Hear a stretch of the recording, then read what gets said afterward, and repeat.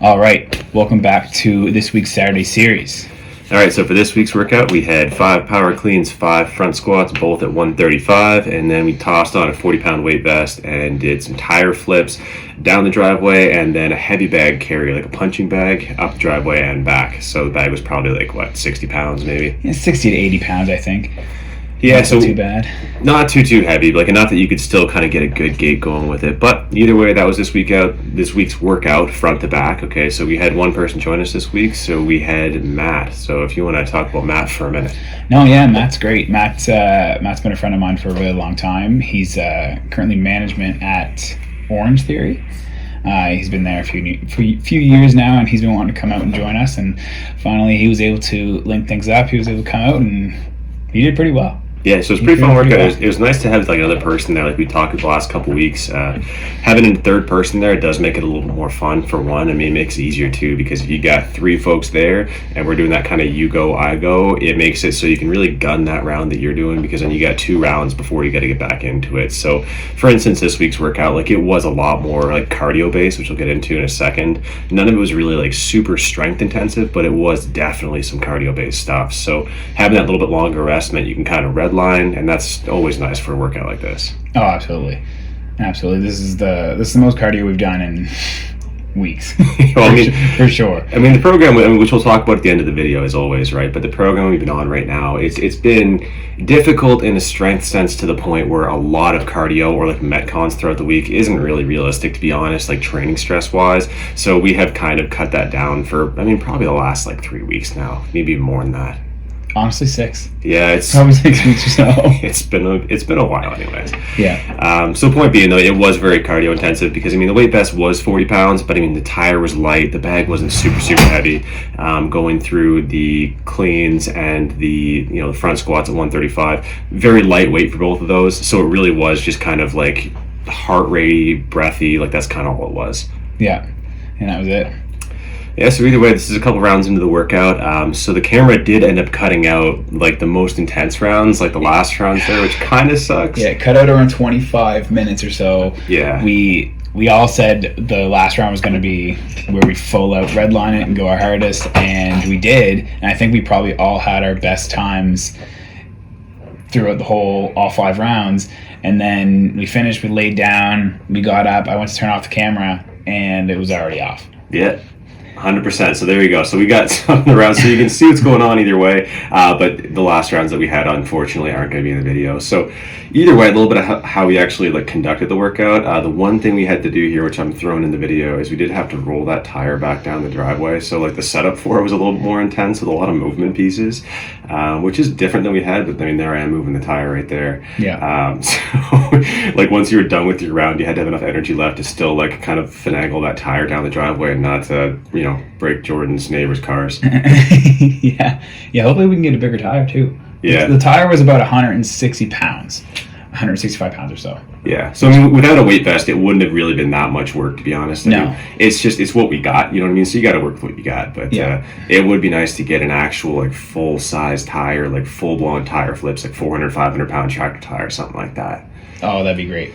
But that's in the works for the future. But either way, that was today's workout, and that was the entire thing. So for this week's workout, obviously you need a little bit more gear. If you don't have those odd objects sitting around, like a heavy bag or a tire, obviously a 1-to-1 transition of this week's workout won't really be possible. But the point still stands, though. Taking a workout where you have those more functional barbell movements, and then you switch them up and you mix them in with things like moving objects from place to place. It just kind of translates into a better metabolic conditioning workout. Honestly, I think almost like a military style workout. Yeah, and I really like that. And we use a punching bag. You can honestly use any kind of awkward long object. Yeah. That we ran down the driveway last week with dumbbells. Yeah, well, you look into some of the stuff like CrossFit workouts and stuff like that. Some of the ones that in my opinion make the most sense are the ones where it is just a translatable task. You know what I mean? Moving an object from place to place. You know what I mean? So that's kind of my own background as well. Training in the military and stuff like that. Any military workout was very functional like that. It was taking a can full of ammunition and moving it from one place to another. It was taking sandbags and moving them from one place to another. Things that will translate translate one-to-one into what you actually do. And then even like, domestically here, talking about things like the pair tests for the cops and things like that. It's a lot of that more functional movement, like stuff that actually translates to what you might be doing in your job or your day-to-day life and things like that. So regardless of what you use for the weight implements, I think it is a pretty cool thing to bring into your training every now and again. And it did make yesterday's workout a little more fun. Oh, it did for sure. And as you noticed, probably already the bag broke halfway through the workout. So we had to kind of make do and hold it certain ways so we didn't break it all the way like we did months ago. But well, I mean, the last time we did the bag too, man, it broke the exact same way. And I was thinking the whole time, like, the bag's going to freaking break again. It's going to happen the same way. And then what happened? The bag freaking broke again. So we did keep all the stuffing in it this time, though, which is nice. But it was a little more awkward to carry. Yeah, which made it good. But all in all, thank you, Matt, for coming to join us. And yeah, appreciate it, Matt. It's a fun time, and that's this week's workout. Give it a shot or something like it. Any questions about this or the program we're going to show you guys in a second, do hit us up. And other than that, though, that's pretty much it for this week. Awesome, guys.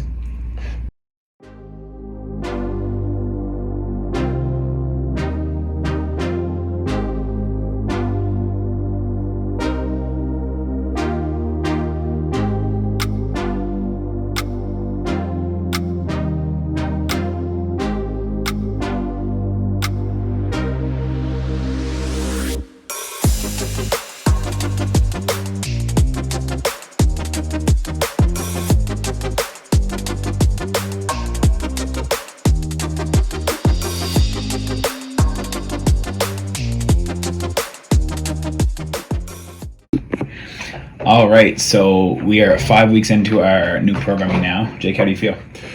Yeah, so this week's program update, like we were talking about last week, we do have that 6 weeks of programming. So this is week 5. So if this is the first video you're seeing, do not start the program here. Go back to the prior 4 weeks. So I don't know, it's like week 11, 12, whatever the math is. 4 weeks prior to this, do those program cards first, and then do these program cards. Yeah. So where we're at with the program right now, kind of true to form for what we've done so far. We haven't changed a lot of the supplemental and accessory work. So you're seeing on screen here, day 2, you got still the sissy squats, split squats, kettlebell swings. We've not changed those or the weights on those. The only thing changing throughout this course of the program is the percentages on your main movements. So for the percentages and where we're at right now for this week, what we're dealing with is a lot less total volume than last week. So we're doing 2 sets of 3 and 2 sets of 5. The percentages are 92% and 87% respectively. So the relative intensity this week, as true for the entire program, it's still quite high. So I can't lie about that. Like we are 102%, I think. We're pretty much redlining every single week. And kind of a background on that, this is meant to be a program that you're doing in a pretty aggressive calorie surplus. There is a very high degree of intensity every single week. No matter which rep range we were at, we're dealing with a very high degree of relative intensity. So it's pretty much been a red line whether we were at sets of 8, sets of 5, or now sets of 3, right? So if you aren't in a calorie surplus, if you aren't getting stronger throughout the program, it's not going to be realistic. What we're kind of hanging our hat on is the idea that if you're in a calorie surplus, you should be getting stronger quickly enough to where if these percentages are still based on your original projected max, it should be getting slightly easier over the course of the program. Yeah. So, I mean, for us, it has pretty much been true the entire time. I mean, we have added quite a bit of weight to each of the things we're doing. Yeah, I'm very impressed in how far we've come with that. Yeah. Overall, I mean, it's felt pretty good. It's been tough, but it's felt good. And over the course of it, I mean, even just 12 weeks ago, I mean, we've added, a pretty healthy degree of weight onto all 3 main movements. So, yeah, absolutely. Either way, any questions about that, do hit us up. All the program cards have been on screen, and appreciate you guys watching. Absolutely. Enjoy, guys.